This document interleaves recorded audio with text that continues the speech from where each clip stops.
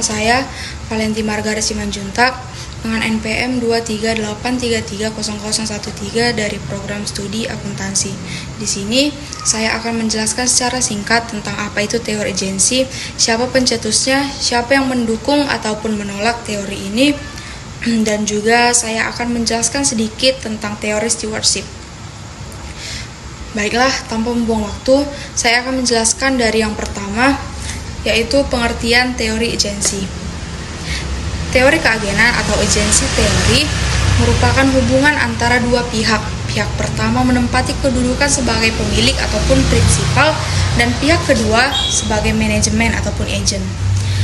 Teori agensi menjelaskan bahwa jika terdapat pemisahan antara pemilik sebagai prinsipal dan manajer sebagai agent yang menjalankan perusahaan, maka akan muncul permasalahan agensi.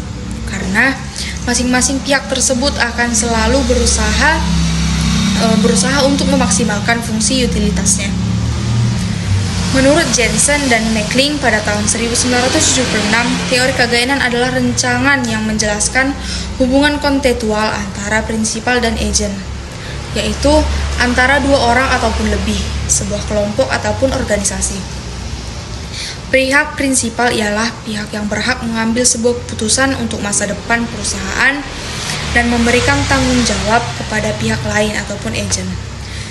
Teori agensi pertama kali dicetuskan oleh Jensen dan Meckling pada tahun 1976 yang menyatakan bahwa teori keagenan merupakan teori ketidaksamaan kepentingan antara prinsipal dan agent.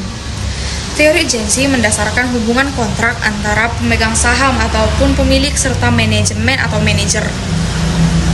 Menurut teori ini, hubungan antara pemilik dan manajer pada hakikatnya sukar tercipta karena adanya kepentingan yang saling bertentangan.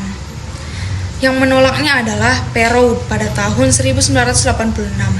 Ia mengkritik bahwa teori agensi tidak dapat diuji secara empiris karena jarang menjelaskan peristiwa aktual.